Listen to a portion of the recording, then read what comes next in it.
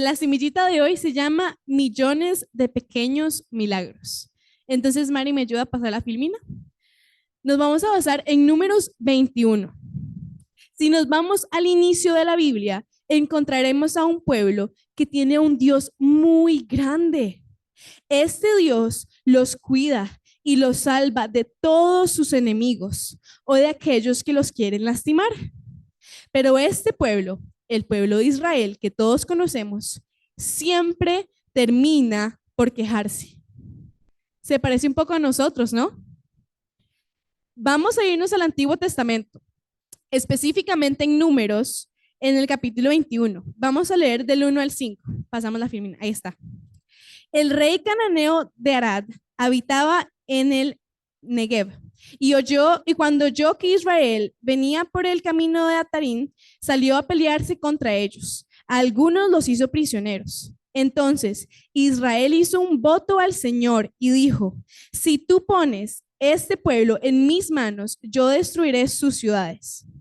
El Señor escuchó las peticiones de Israel y les entregó a los cananeos. Israel destruyó entonces a los cananeos y a sus ciudades, y a este lugar lo llamó Jormá. Después, los israelitas partieron al monte Or en dirección al Mar Rojo para rodear la tierra de Edom, y en el camino el pueblo se desanimó y murmuró en contra de Dios y contra Moisés. ¿Para qué nos hiciste salir de Egipto? ¿Para hacernos morir en este desierto? No hay pan ni agua y ya estamos hartos de este pan tan liviano. Vaya, estos israelitas malagradecidos se parecen a mí. No sé ustedes, pero yo a veces me parezco mucho a este pueblo. Ay, qué pereza comer macarrones. A mí no me gusta eso, mamá. Uy, otra vez tengo que recoger los platos. Qué pereza. Uy, la arena de los gatos. No, no, hoy le toca a Nati. Eso le toca a Nati, hoy no. Me parezco mucho al pueblo de Israel. Mientras me duchaba, me acordé que yo había abierto mis labios una vez más para quejarme. Y pude ver claramente que a pesar de todas las bendiciones que tengo en mi vida, yo a veces decido quejarme. Pasamos el slide. Nos vamos a ir a Filipenses 2:14. Pasamos otra vez el slide. Dice así: háganlo todos sin murmuraciones ni peleas, para que sean irreprensibles y sencillos e intachables hijos de Dios en medio de una generación maligna y perversa, en medio de la cual ustedes resplandecen como luminares en el mundo, aferrados a la palabra de vida, para que en el día de Cristo yo pueda gloriarme de que no he corrido ni trabajado en vano. La palabra dice: háganlo todos sin murmuraciones ni peleas. Y los dejo con esta frase que dice: así que, hermanos amados, la próxima vez, antes de abrir mi boca para quejarme de una bendición que Dios me ha dado, miraré al cielo y lo agradeceré. Entonces yo quiero que repitan esta frase conmigo, porque mientras estaba haciendo esto, el Señor me hablaba y yo podía ver que yo a veces era muy mal agradecida y yo me quejaba y yo era como Israel. Israel, a pesar de que Dios los salvaba una y otra vez, se quejaban del pan, de los enemigos, del clima, se quejaban de todo. Y yo pude ver que en mi vida también eso era cierto. Así que yo les pido que repitan esto conmigo. 1, 2, 3. Antes de abrir mi boca para quejarme de una bendición que Dios me ha dado, miraré al cielo y agradeceré. Muchas gracias por su atención, hermanas. Los dejo con Nati. Amén. Bueno, muy buenos días, hermanos. Qué bendición poder estar aquí una vez más, ¿verdad? Siempre es un privilegio poder compartir la palabra. Y gracias a doña Vivian por orar por mí. Yo espero que, como ella les decía, estoy un poco afectada de mi voz. Ya tengo como 2 semanas. Y entonces estaba un poco nerviosa de que me agarre un ataque de tos, pero si no, aquí puse un confitito y agua y ustedes ahí me disculpan, está bien. Ahí estoy confiando en el Señor que voy a poder estar bien. Pero bueno, gracias a Dios, yo le decía a Giso, ahora que voy a predicar yo después de esa palabra, ¿verdad? Gracias a Dios porque su presencia está aquí Y es su presencia lo que hace la diferencia en medio de nuestras vidas y en medio de cuando nos reunimos, en medio de cualquier cosa que hagamos. Es su presencia lo que hace la diferencia. Y vamos a estar compartiendo hoy la segunda parte de avivamiento, cuán necesario es. Avivamiento, cuán necesario es. Recordemos que tenemos quizá los últimos 2 meses, no sé si más, de estar trabajando este tema del avivamiento con el pastor. ¿Verdad? Hemos estado, lo vimos desde otros textos, ¿verdad? Como Ageo, como Daniel. Hemos estado viendo diferentes textos en la Biblia. Hemos visto cómo Dios viene y aviva a su pueblo, cómo Dios viene y hace cosas maravillosas. Y desde la semana pasada que trabajamos con doña Vivian, este tema es un poquito más práctico. Es cómo en nuestras vidas es necesario que algo suceda para que este avivamiento se dé, porque algo que he estado estudiando acerca del avivamiento es que sí, hermano, es Dios el que viene y lo produce a través de su espíritu. Es Dios. Pero hay algo que ustedes y yo tenemos que hacer. Hay una cosa maravillosa de cómo Dios nos ha creado. Que Dios nos ha creado responsables. Y ustedes y yo somos responsables de un montón de cosas que habla la palabra ahí. Que Dios ya las hizo, como decía Benjamín, hay cosas que ya son legales, que nosotros no podemos hacer nada. Ya Jesús pagó el precio, ya Jesús murió, ya Jesús hizo su obra una vez y para siempre. Gracias a Dios por eso. Él nos compró. Pero Dios nos hizo responsables de eso. Entonces, iglesia, usted es responsable. Y esta parte del avivamiento tiene eso. Sí, es Dios quien viene y produce por su espíritu, porque Él es poderoso, porque Él quiere cumplir su plan y su propósito, pero hay algo en nosotros que tiene que darse. La semana pasada, y vamos a hacer un pequeño repaso de la semana pasada, la semana anterior, vamos a estar trabajando en Hechos 4, perdón, en Hechos 4. Entonces, para que lo busquen ahí en sus Biblias de una vez, en las Biblias de papel o en las Biblias electrónicas. Vamos a estar en Hechos 4. Pero vamos a hacer un pequeño repaso de lo que doña Vivian nos compartió la semana pasada, ¿verdad? Porque estábamos en el libro de Nehemías hablando de la disposición que tiene que haber en el pueblo de Dios a la palabra. Porque la palabra de Dios, que es viva y eficaz, es la que va a producir en nosotros avivamiento. Entonces, nosotros tiene que haber algo que ocurre en nuestras vidas y es esa disposición. ¿Verdad? Doña Vivian compartía que avivar significa recobrar la vida y el vigor, que es volver a tener sentido de lo que va perdiendo vida y requiere vitalidad. El avivamiento tiene que ver también con la condición espiritual de un creyente y que éste debe ser provisto de vitalidad y poder. Entonces, esta parte del avivamiento tiene que ver mucho con nosotros, con nuestra condición espiritual, cómo estamos, de una constante revisión. Tiene que ver esto. Vimos también en el ejemplo de Nehemías, cómo todo un pueblo había sido avivado para poder ir y construir el muro. Ellos habían sido avivados, recuérdense, ¿verdad? Que ellos habían estado los 70 años en Babilonia, ellos regresan, les dan el permiso, doña Vivian nos contó un poco el contexto, toda la historia, pero faltaba algo. ¿Qué faltaba? Bueno, entonces doña Vivian nos contó también cómo el pueblo viene, Esdras, ¿verdad? Sacan los rollos y empiezan a leer y empiezan a explicarle al pueblo, el pueblo escuchó, entendió y obedeció la palabra de Dios. Y esta disposición produjo un avivamiento. Esta disposición, esa es la palabra clave de ahí, es que hubo una disposición del pueblo. El pueblo se dispuso a escuchar, a entender y también a obedecer la palabra. Hubo algo ahí. Entonces terminamos diciendo que necesitamos un acercamiento más profundo con la palabra de Dios. Nosotros necesitamos, recuerde, somos responsables. Nosotros tenemos la palabra del Señor, tenemos el Espíritu Santo que Él viene, ¿verdad? Y nos guía hacia toda la verdad, pero hay una parte que nos toca, esa disposición. Y tiene que quedar muy claro en esta mañana que esa es la parte en la que somos nosotros responsables. Ahora, sigamos. Démosle a la otra filmina. ¿Por qué es necesario un avivamiento de la iglesia? Yo no sé si usted se ha preguntado eso. ¿Por qué es necesario que la iglesia sea avivada? Y vamos a definir que avivar significa vivificar, animar, encender, para hacer frente a un apagamiento, un descenso o un estado de apocamiento, a algo moribundo o un estado de inercia. Entonces, el avivamiento es necesario cuando algo está por morir, cuando algo se está apagando. Y yo pregunto, ¿ustedes creen que es necesario un avivamiento de la iglesia en estos tiempos? Hay algo que se está apagando, hay algo moribundo, hay algo que necesita que le metan pellizcos, diría doña Vivian. Bueno, yo estaba haciendo esa memoria de risa y yo tengo que decir lo de los pellizcos. ¿Ustedes creen que la iglesia necesita eso? ¿Será necesario un avivamiento de la iglesia en este tiempo? Claro que sí, hermano, dígalo sin miedo, claro que sí, claro que sí. Sí necesitamos que el Señor venga y nos avive, que el Señor venga y anime, encienda, vivifique lo que está por morir.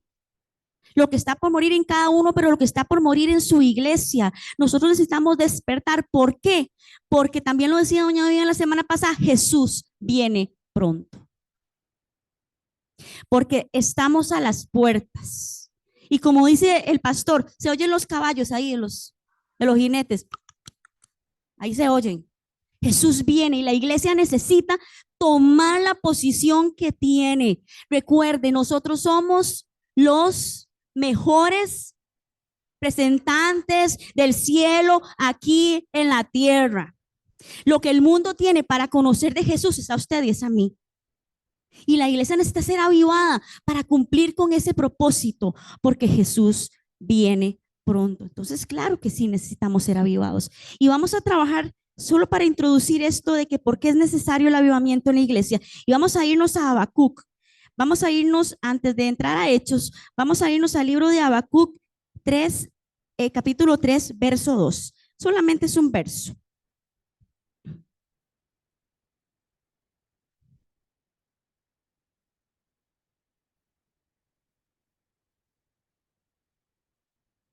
Listo. Ok, ahí está. Habacuc 3:2. Y dice, oración del profeta Habacuc sobre Sigianot. No sé si se produce así, pero resulta que esa palabra significa a voz en cuello. O sea, eso que él declara aquí, el profeta, lo hizo gritado, gritado, porque era una gran necesidad. Dice, oh Jehová, he oído tu palabra y temí. Oh Jehová, aviva tu obra en medio de los tiempos. En medio de los tiempos, hazla a conocer. En la ira, acuérdate de la misericordia. Así ahí, perdón, es que subrayé otra que no era. En la ira, acuérdate de la misericordia. Oh Jehová, he oído tu palabra y temí. Aviva tu obra en medio de los tiempos. Resulta que Habacuc, recuérdense que vamos a recordar un poquito del profeta Habacuc y cómo está compuesto el libro de Habacuc. Son apenas 3 capítulos, ¿verdad? Los primeros 2 capítulos, Habacuc viene y presenta una queja delante del Señor y el Señor le contesta. Resulta que Habacuc es un profeta preexílico. Eso quiere decir que es antes del exilio, pero él estaba viviendo. El tiempo en el que Habacuc vivía era un tiempo de mucha apostasía. Él vivía en medio de una Judá apóstata. Ídolos, había mucha maldad, había mucha injusticia social, había un montón de cosas en medio del pueblo de Dios y él estaba viviendo en medio de eso. Resulta que Habacuc estaba también bajo el reinado de un rey que se llama Joacín, que parece que es uno de los reyes más viles que ha existido en medio de el pueblo de Dios. Entonces él estaba viviendo ahí, él estaba viendo mucha maldad, él estaba viviendo muchas cosas en medio que lo estaban haciendo estar triste. Entonces él viene, ¿verdad? Y delante del Señor él presenta 2 quejas delante de Dios. Y primero le dice, Señor, ¿cómo es que usted no viene y hace algo? Estoy parafraseando. En medio de este pueblo, vea la maldad, vea lo que está sucediendo con su pueblo. ¿Cuándo usted va a traer juicio? ¿Cuándo usted va a hacer algo? Más o menos, ¿cuándo usted los va a castigar, Señor? Eso fue lo que viene y Habacuc le dice en la primera queja que él viene delante del Señor. Entonces el Señor viene y le responde a Habacuc y le dice que él va a traer juicio sobre Judá y que el juicio él lo va a traer usando al pueblo de Babilonia. Entonces, Habacuc, por eso es que es uno de los profetas preexílicos, porque él ya sabía que venía juicio. Y se dice que él vivió casi durante todo ese tiempo del juicio contra Judá. Entonces Dios le dice, sí, vamos a usar a los babilónicos. Entonces viene otra vez y entonces ya el profeta le dice, Señor, ¿cómo que usted va a usar un pueblo pagano para traer juicio? ¿Cómo es que usted va a traer un pueblo idólatra para traer juicio a Israel? Pero exactamente, pero así fue. Entonces Dios viene y le dice, pero tranquilo, Habacuc, esa es la parte que quiero llegar. Pero tranquilo, Habacuc, porque yo tengo un remanente. Porque yo tengo apartado un pueblo que va a permanecer fiel y que va a ser guardado en medio de esto. Y entonces, ante esta respuesta, Habacuc viene y dice, oh Jehová, he oído tu palabra y temí. Oh Jehová, aviva tu obra en medio de los tiempos. En medio de los tiempos, hazla conocer. En la ira, acuérdate de la misericordia. Porque el Señor le estaba prometiendo a Habacuc que él iba a tener un remanente y que ese remanente iba a ser guardado. Habacuc muestra una preocupación en esta oración por el avivamiento y le pide a Dios una renovada manifestación de su poder para este remanente.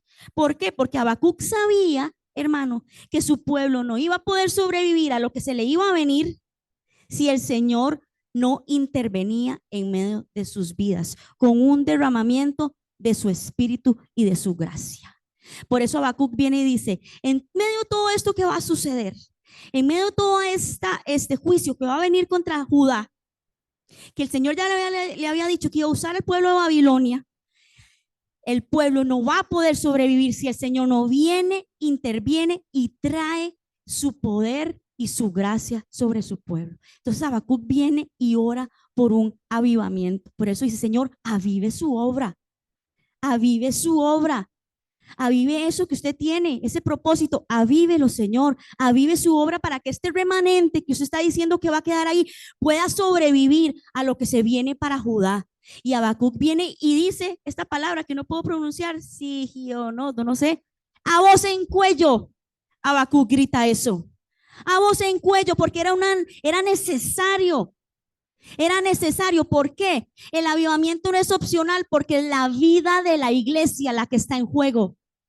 El avivamiento no es opcional, hermano, no es opcional. Nosotros necesitamos ser avivados. Necesitamos que eso que está por morir, el Señor venga y lo levante. Necesitamos que eso que ha estado seco, el Señor venga y que salga cosas verdes. Es que yo me lo imaginaba así. Necesitamos ese fuego. En Apocalipsis, ¿qué es lo que el Señor le dice a la iglesia?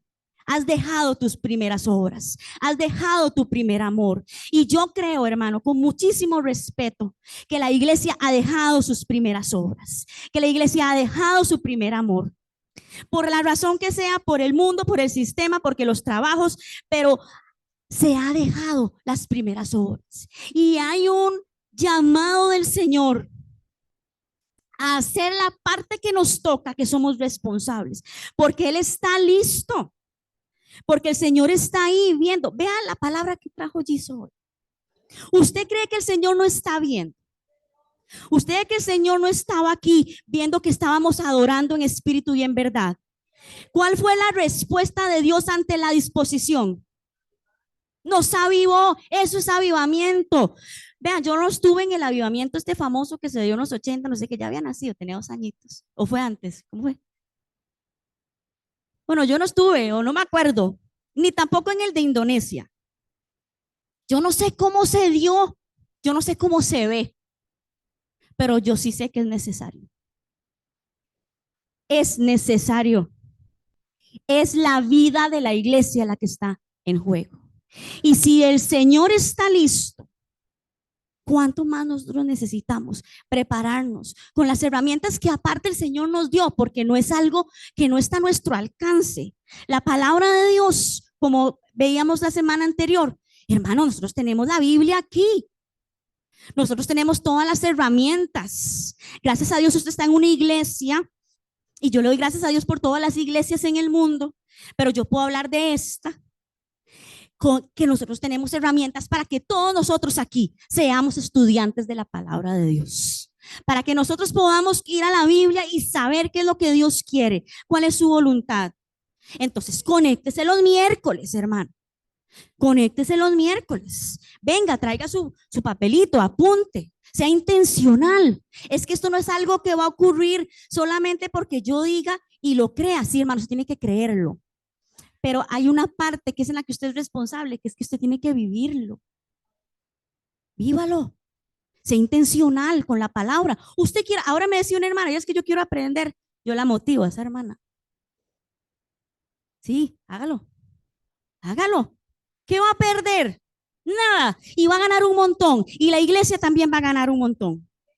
Entonces, hermano, hoy vamos a ver otra cosa práctica que la iglesia necesita hacer porque el avivamiento es necesario. Y si Habacuc sabía esto, y él en voz en cuello le dijo, Señor, aviva tu obra, hoy nosotros, la iglesia, centro de enseñanza y discipulado, hoy nosotros también decimos, Señor, aviva tu obra. Señor, aviva tu obra en medio de este pueblo. Señor, aviva tu obra en medio de las familias. Aviva tu obra porque nosotros queremos ser ese pueblo que usted está esperando de los últimos tiempos. Porque si usted, hermano, iglesia, queremos sobrevivir el último tiempo de la iglesia, porque estamos viviendo los últimos tiempos, necesitamos ser avivados. Necesitamos ese poder. Necesitamos que eso que está por morir se levante y que nosotros podamos ir y cumplir el propósito. Así que así como Habacuc, hoy nosotros le pedimos, Señor, aviva tu obra. Hermano, y si hay algo en su vida que está por morir, que está seco, que está apagado, hoy es el día. Ore así, Señor, aviva tu obra. Aviva eso en mi corazón. Señor, yo no sé qué es, yo no sé qué está pasando, yo no sé en qué punto me distraje. Avívame. Yo, cuando el pastor empezó a compartir esto del avivamiento, como les decía, ¿verdad? Yo pienso, no sé cómo se ve, pero lo que yo sí sé es que yo quiero ser parte. Yo quiero ser parte de lo que Dios está haciendo. Pero hay algo que tiene que pasar en nosotros. Pasemos, Mari, gracias. Entonces, hoy vamos a hablar acerca de la oración necesaria para el avivamiento. La oración necesaria para el avivamiento. Y vamos a irnos a Hechos capítulo 4. Ahora sí.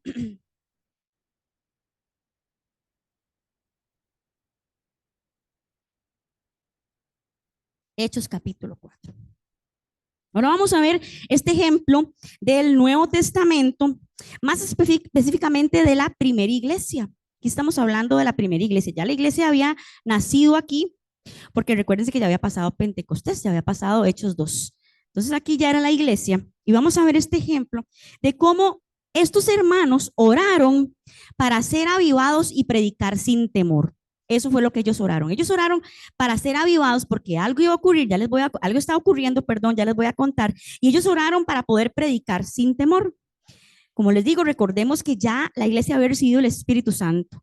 Ya aquí la iglesia había sido avivada también porque había venido el Espíritu en Pentecostés. Entonces vamos a hacerlo en una forma muy sencilla, hermanos. Esto es muy sencillo, pero a la vez muy profundo, porque tiene que ver con esa parte de la decisión que yo tengo que tomar.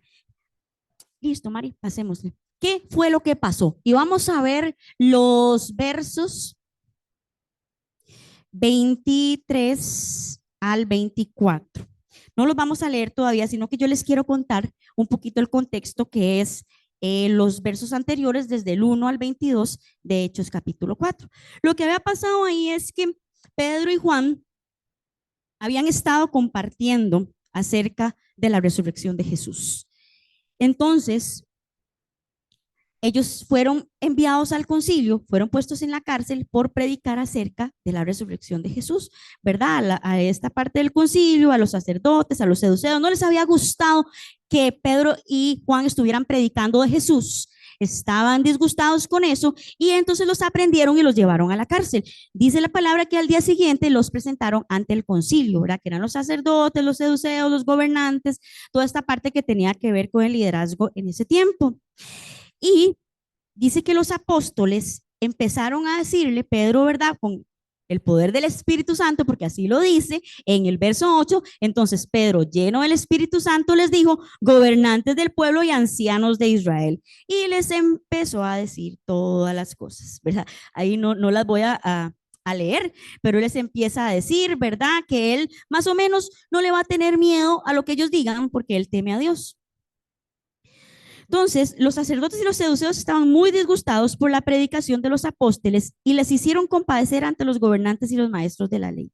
Pedro, lleno del Espíritu Santo, respondió, pero al ver que muchas personas habían creído, los dejaron ir sin antes amenazarlos para que no volvieran a hablar de Jesús con nadie. Entonces, Pedro viene, ¿verdad? Y habla todas estas palabras y cuando estas personas escucharon a Pedro se enojaron más, pero aparte de eso, había entre el concilio, entre lo que está en la reunión había muchas personas y estaba una persona que habían sanado en unos capítulos antes.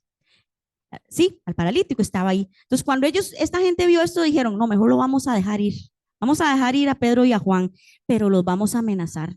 Y les dijeron que no podían compartir. Eso es el versículo 21. Ellos entonces les amenazaron y les soltaron, no hallando ningún modo de castigarles por causa del pueblo, porque todos glorificaban a Dios por lo que les habían hecho. Pero antes de dejarlos ir, los amenazaron y les dijeron, ustedes no pueden compartir más de Jesús. Estaba leyendo un poquito, estudiando de Hechos, y dicen que esta parte de Hechos 4 es la primera vez que se menciona la persecución de la iglesia. Ahí fue cuando empezó la persecución de la iglesia. Ustedes saben que fue, como dicen, tenaz esa persecución, ¿verdad? De la primera iglesia. Pero fue ahí donde se registra la primera parte. Entonces la persecución estaba empezando y les habían prohibido ir y hablar de Jesús. Les dijeron, no más, ustedes no pueden hablar de la resurrección de Jesús. Y ellos podían ver cómo la gente se había convertido. Antitos, Pedro había predicado y se habían convertido 5,000. Después de esto, Pedro va y habla otra vez y se convierte en otro montón de gente. La iglesia estaba socada, estaba avivada, estaba encendida. La iglesia estaba haciendo lo que tenía que hacer. Y iban y predicaban, pero vienen y los amenazan. Entonces vean lo que hizo la iglesia. Porque no fueron solo Pedro y Juan. Eso es algo que yo quiero que ustedes noten. No solo fueron Pedro y Juan. Y vamos a leer los versículos 23 al 24. Y puestos en libertad, vinieron a los suyos y contaron todo lo que los principales sacerdotes y los ancianos les habían dicho.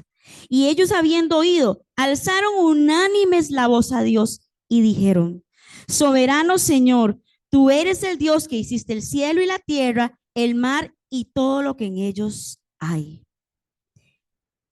Cuando Pedro y Juan llegaron ante los suyos, y dice que esos suyos eran no solo los apóstoles, porque ahí estaban los apóstoles, era un montón de gente que ya había creído y que estaba siguiendo a Jesús. Y cuando ellos escucharon esto, porque ellos les contaron todo lo que había pasado, que los metieron en la cárcel por predicar de la resurrección de Jesús, que los habían llevado ante el concilio y que los habían amenazado de que no podían compartir más de Jesús. Y cuando los suyos escucharon eso, alzaron la voz unánimes a Dios en oración. ¿Qué? No, esa es la primera. Sí, perdón, estoy leyendo la que no es. ¿Qué fue lo que pasó? La iglesia oró. La iglesia oró. Podemos ver en el relato del capítulo 4 de Hechos que la reacción de la iglesia ante la situación de persecución fue la oración. La iglesia oró. Los apóstoles habían demostrado osadía ante el tribunal. Ahora estaban mostrando osadía en oración delante del juez del universo. Aquí notamos una clara comprensión de la naturaleza y la obra de Dios, y lo que aprendemos de esta oración, iglesia, nos puede ayudar a orar por un avivamiento en nuestras vidas, en nuestras familias y en nuestra congregación, que es tan necesaria. La iglesia oró en medio de la circunstancia, porque recuerden, ellos ya tenían el espíritu, ellos estaban haciendo lo que tenían que hacer, pero en medio de la situación que se levantó de persecución, ellos oraron unánimes, no unos, no tres, no Pedro y Juan, que al final salados, ellos fueron a los que metieron en la cárcel, a ellos les toca. No, Todos los creyentes, unánimes en oración, levantaron su voz a Dios. Ellos demostraron ahí que ellos reconocían, ellos sabían que ellos dependían de Dios. Y ahora vamos a ver qué fue lo que ellos oraron. Porque ellos oraron tres cosas. Pero ellos demostraron ahí que ellos tenían un conocimiento de quién era Dios. Y ellos sabían lo que tenían que hacer y oraron. Ellos sabían lo que tenían que hacer y oraron. Lo que nosotros tenemos que sacar de aplicación en esta primer parte, en este primer versiculito, es esta parte. Así como la primera iglesia comprendió que la oración era vital para sus vidas y eran constantes, necesitamos comprender que la oración es vital para recibir de Dios la vida y el poder para hacer su obra en estos tiempos. Nosotros necesitamos orar. Y vamos, acompáñenme un poquitito antes a Hechos 2:42 para que veamos qué es lo que hacía esta iglesia. Porque ya leí, esta iglesia tenía ese conocimiento. Esta iglesia era una iglesia que oraba. Ellos habían estado ahí en el aposento alto. Eso era una iglesia que oraba. Y dice ahí en Hechos 2:42. Perdón. Hechos 2:42. Y perseveraban en la doctrina de los apóstoles, en la comunión unos con otros, en el partimiento del pan y en las oraciones. Era una iglesia que era constante, que era perseverante en todas las cosas que la palabra dice que nosotros tenemos que hacer. Era una iglesia que, vea lo que dice ahí, vea lo que dice ahí. Perseveraban en la doctrina de los apóstoles, o sea, lo que les enseñaban. Era una iglesia estudiosa de la palabra, porque por eso es que ellos sabían, porque era una iglesia responsable, intencionada, y era gente sencilla. Hay una parte leí que eso era lo que tenían más molestos a la gente esta del concilio, que decían, ¿cómo, Pedro? Si es medio. Era gente sencilla, pero el que le creían a la palabra de Dios con una sencillez, que si la palabra decía, oren, ¿qué hacían? Oraban. Que si la palabra decía busque, buscaban. Que si la palabra decía daban. Y más adelante decía que ellos vendían todo para que nadie le faltara nada. Así vivía la primera iglesia. Pero ellos eran intencionales. Y me recuerdo leyendo el libro este que ya el pastor lo mencionó, del de Mel Tari, el de Como un viento recio. Algo muy bonito de ese libro que yo recuerdo era, yo decía, Señor, qué vacilón. Ellos eran tan sencillos para recibir la palabra. Exacto. Así venía, así lo hacían. Y el poder de Dios fluía ahí de una forma que uno dice, híjole, eran sencillos, pero eran obedientes a la palabra. Eran obedientes. Lo que ellos recibían de los apóstoles, por eso decía ahí que ellos perseveraban en la doctrina de los apóstoles, en la comunión unos con otros, o sea, no dejaban de congregarse. En el partimiento del pan y en las oraciones. Era una iglesia que oraba porque tenía ese conocimiento de la palabra y la obedecían. Oraban, oraban, oraban. Nosotros no nos podemos, eso no lo dice ahí, no nos podemos contentar con la experiencia de Pedro y Juan, iglesia. Usted no se puede contentar con la experiencia de otra persona. Usted no se puede contentar con la experiencia de eso que uno lee en los libros. No nos podemos contentar, iglesia, con leer del avivamiento de Indonesia o el avivamiento de los 80, o lo que pasó allá en Nehemías, o lo que haga un hermano u otro. Necesitamos que se repita Hechos 2. Necesitamos que se repita Hechos 2. Necesitamos que se repita esto que ha sucedido aquí. Tal vez no exactamente igual porque estamos viviendo tiempos diferentes y la forma en cómo Dios trabaja con su iglesia es diferente. Porque estamos en circunstancias diferentes. Pero necesitamos que en nosotros se repita esa parte en la que somos intencionales y no nos vamos a contentar con la experiencia de otros. Por eso yo les decía, esto no es una responsabilidad solamente de los pastores y de los líderes de esta iglesia. Hermanos, eso es una responsabilidad suya. Usted se siente responsable. Se siente responsable. Si en esta mañana usted no se siente responsable, es algo que Dios tiene que avivar en nosotros. Porque esta parte de buscar al Señor, esta parte de la oración es de todos y es vital para que el avivamiento se dé. Ahora vamos a ver el puntito 2. ¿Qué fue lo que oraron? Porque ya vimos que ellos oraron. que la respuesta de ellos ante la circunstancia de persecución que se les estaba presentando fue la oración, una oración unánime, una oración de todos juntos. Y ahora, ¿qué fue lo que ellos oraron? Y ellos oraron por tres cosas. Páselo, Mari, pasémosla toda. Esta es la parte más extensa de los versos que vamos a trabajar, que es del 24 al 30. Entonces vamos a leer, ya lo perdí. Okay. Vamos a leer del 24 al 30. Y dice, y ellos habiendo oído, alzaron unánimes la voz a Dios y dijeron, soberano Señor, tú eres el Dios que hiciste el cielo y la tierra, el mar y todo lo que en ellos hay. Que por boca de David tu siervo dijiste, ¿por qué se amotinan las gentes y los pueblos piensan cosas vanas?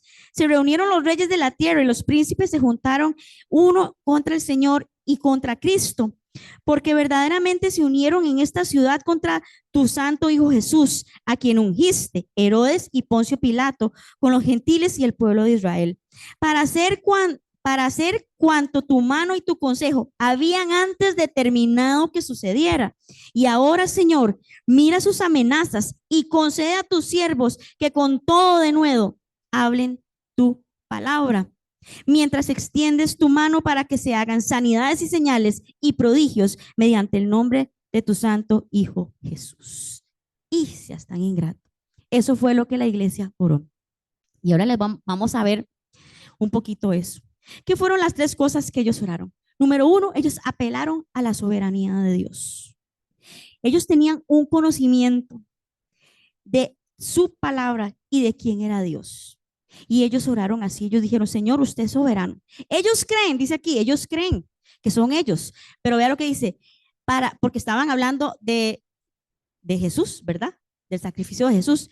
Para hacer cuando tu mano y tu consejo habían determinado de antes que sucediera. Ellos sabían de la soberanía de Dios. Ellos sabían quién era Dios, que Dios era soberano, que Dios era Dios. Ellos sabían y ellos vinieron y declararon eso. Señor, usted es el Dios de la creación, porque viene hablando ahí, usted es el Dios que hizo los cielos y la tierra. También usted es el Dios de la revelación, usted es el Dios de la historia.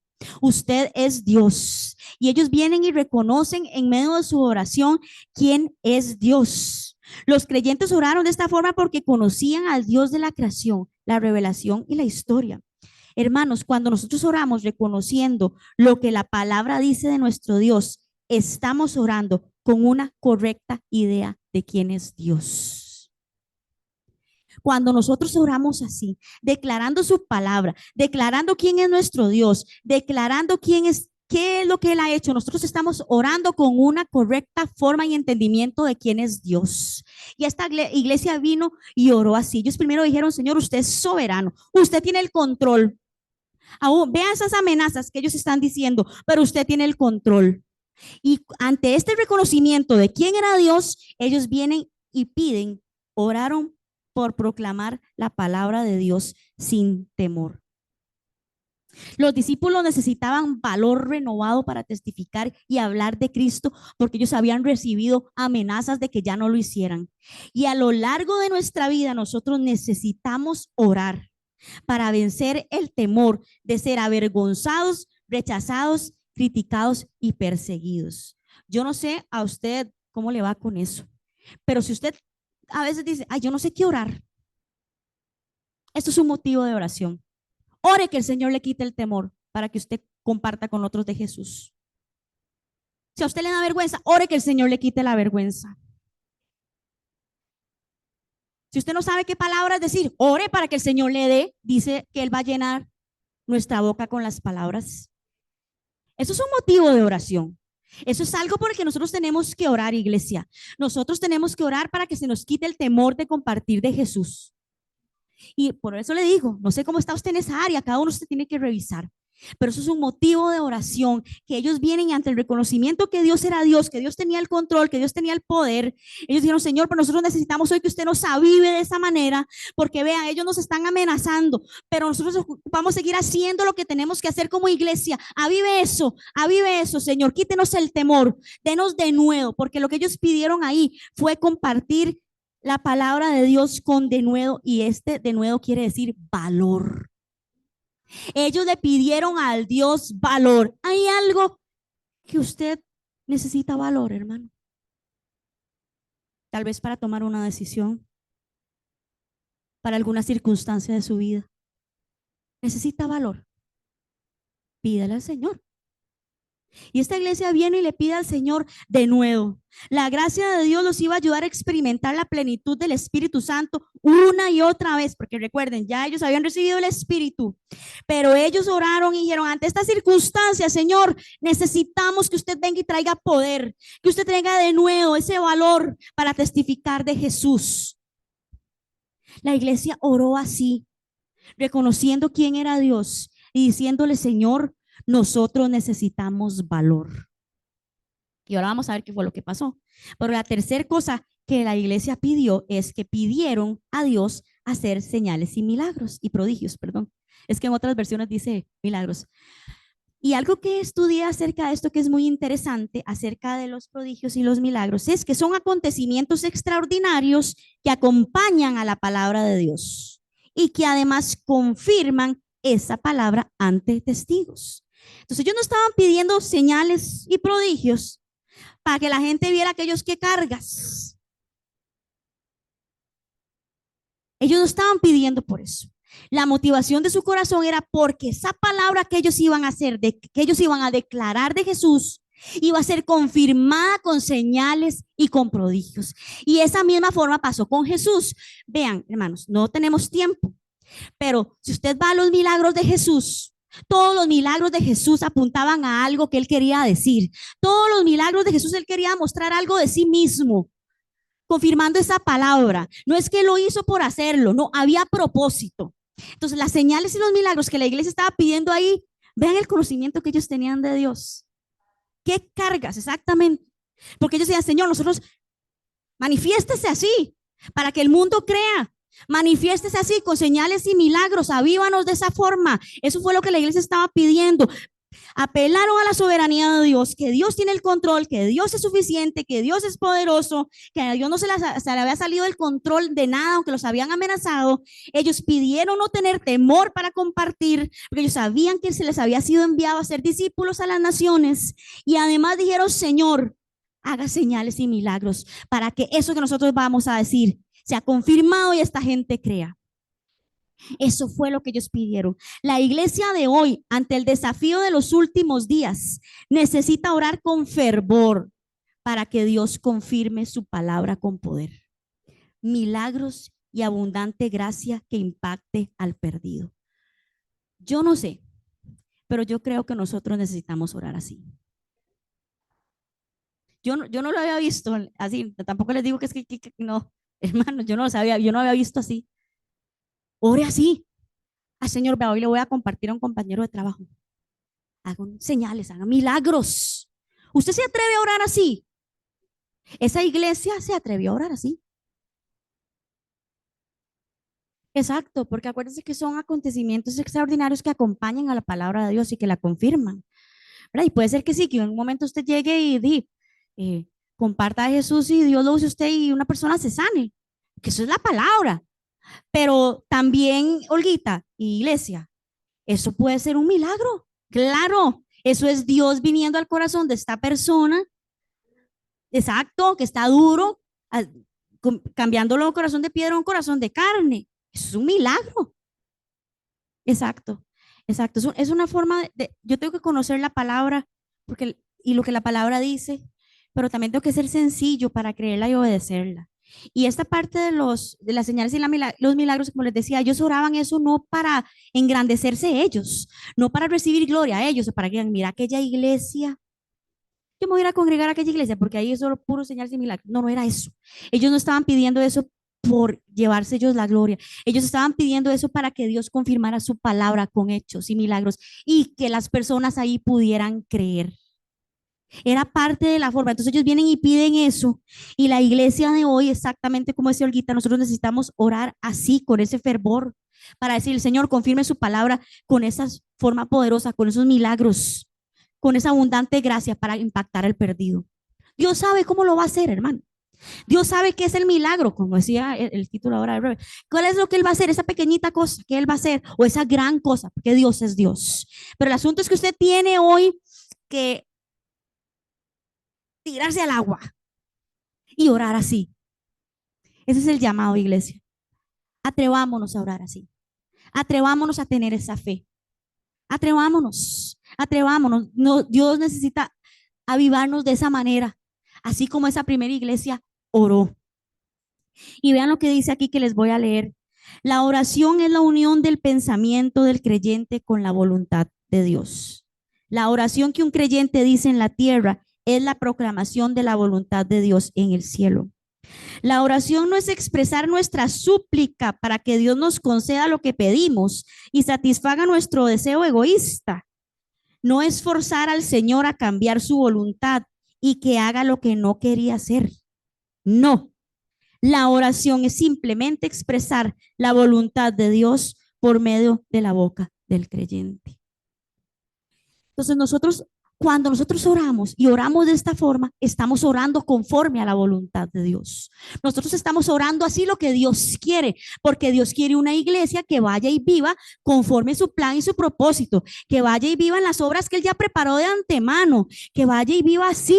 Entonces, estos hermanos de la primera iglesia estaban orando conforme a la voluntad de Dios. Entonces, cuando yo oro así, que Dios haga señales y milagros, yo no estoy orando de una forma egoísta, yo estoy orando conforme a la palabra también. Esa es la diferencia. ¿Qué es lo que yo tengo que revisar? La motivación de mi corazón. ¿Qué es lo que yo tengo que revisar? Que yo estoy orando conforme a la palabra, que yo estoy orando la voluntad de Dios. Y estos creyentes oraron así porque recuerden, ellos tenían un conocimiento de quién era Dios y en su forma sencilla de entender a Dios, ellos así hacían. Y eso es necesario para la iglesia de hoy. Necesitamos orar así. Necesitamos orar que el Señor, y ya casi voy a terminar, ya se me está yendo el tiempo. Pero bueno, vamos a ver el punto 3. Entonces no vamos a leer el texto de Mateo que ve ahí, ustedes lo pueden leer después. ¿Cuál fue la reacción que produjo esta clase de oración en medio de la iglesia? ¿Qué produjo esta oración? ¿Qué fue lo que pasó cuando esta iglesia oró así? ¿Qué pasó? Y dice el verso 31. Vamos a leer el verso 31. Cuando hubieron orado, el lugar en que estaban congregados tembló. Y dice lo que estaba estudiando, que literalmente tembló. No es que fue que, no, tembló.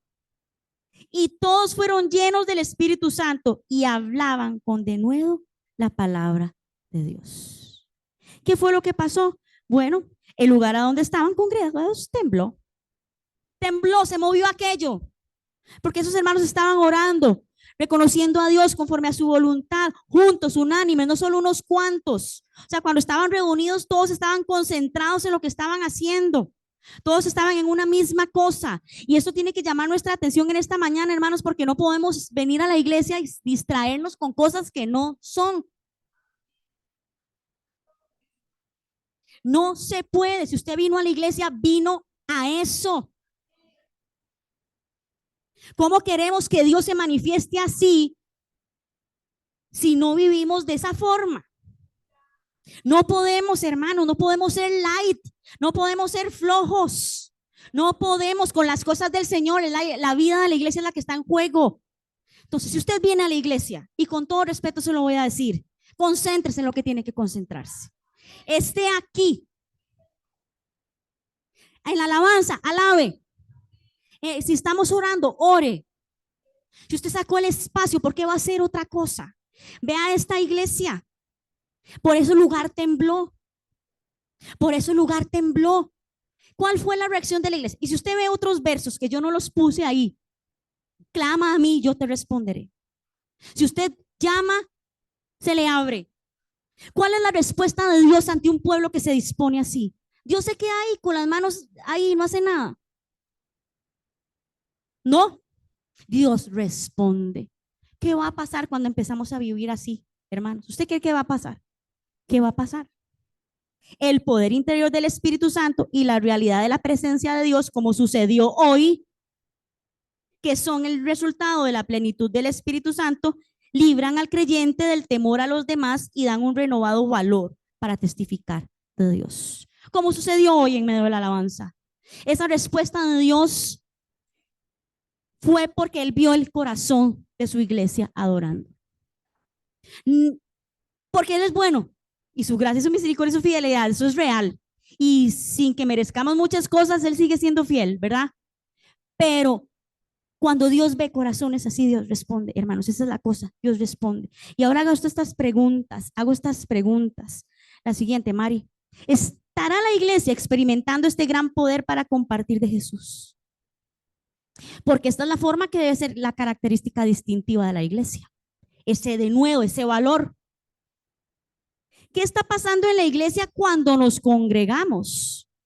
Bueno, hoy nosotros salimos aprobados. Dele gloria a Dios, hermano. Un aplauso, dele gloria a Dios. ¿Es en serio? Porque el Señor vino y nos visitó. Gracias a Dios, ¿verdad? Pero ¿qué está pasando en la iglesia cuando nos congregamos?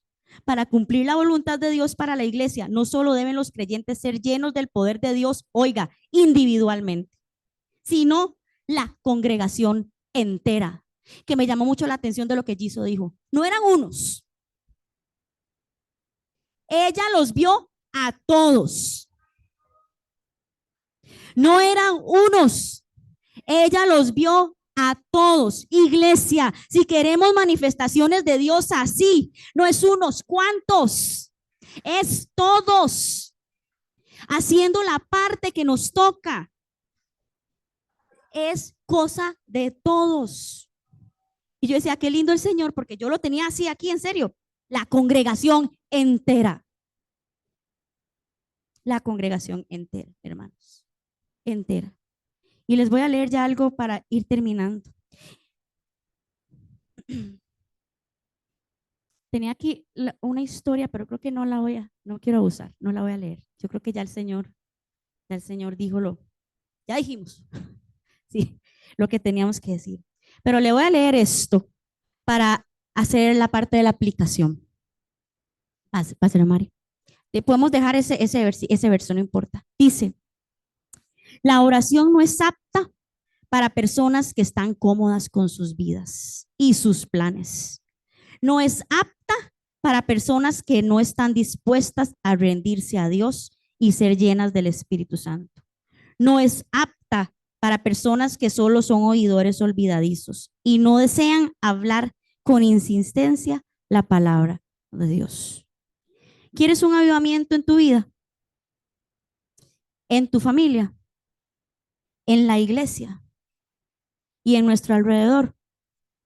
Hay que estar dispuestos a encontrarnos cara a cara con Dios y que Él nos transforme. Tenemos que disponernos, iglesia. Y hoy vimos cómo a través de esta parte de la primera iglesia, que es un ejemplo para nosotros, de verdad cómo tenemos que disponernos. Es una parte de disposición porque Dios está ahí, Dios es fiel. Y Dios quiere eso, Dios quiere eso de nosotros. Pero nos toca una parte. Recuerde, iglesia, ustedes y yo somos responsables. Dios nos hizo parte de su obra. Vean qué bonito eso, ese pensamiento, de que si Dios hubiera querido, Él hace todo ya, Él es todopoderoso. Agarra y hace, ya. No. Él pensó en nosotros y nos dio lo necesario. Entonces, que se repita Hechos 2. Que Dios les bendiga, hermanos. Vamos a orar. Vamos a orar para terminar este espacio. Padre, en el nombre de Jesús, queremos darte toda gloria y toda honra y toda la alabanza porque tú eres digno, Señor. Muchas gracias por tu palabra. Muchas gracias, Señor, porque es tu palabra lo que nosotros necesitamos. Es lo que dice tu palabra, lo que nosotros queremos creer con esa sencillez de corazón, Señor.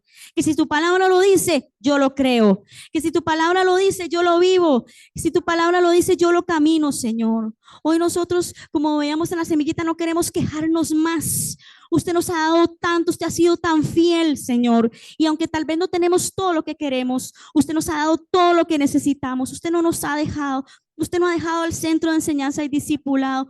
Usted no ha dejado las familias de la iglesia, Señor. Usted no nos ha dejado a cada uno de nosotros. Usted ha sido fiel. Y hoy nosotros queremos queremos responder ante ese amor, esa fidelidad, esa gracia sobreabundante, siendo fieles contigo así, Señor. Y hoy queremos orar, como decía Habacuc, aviva tu obra en medio de los tiempos. Señor, aviva tu obra en medio de esta iglesia, Señor. Aviva tu obra en las familias, aviva tu obra en mi corazón, en aquello que está por morir, en aquello que yo he dejado de hacer, en aquello que está ahí tibio. Aviva tu obra, Señor.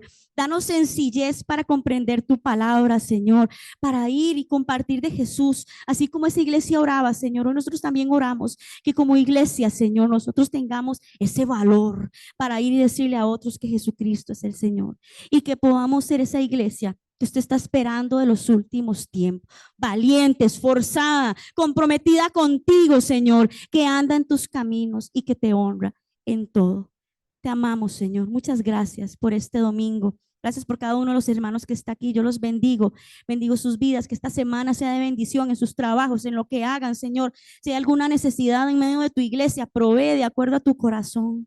Gracias. Oramos por nuestro pastor. Nos acordamos y te pedimos que lo bendigas, que le des fuerza, Señor, que en todo lo que le falte por hacer, usted esté ahí con él y lo use de una forma poderosa en medio de este pueblo, Señor. Gracias por todas las cosas. Te bendecimos y gracias, Señor, porque pude decir las cosas sin toser. En el nombre de Jesús, amén y amén.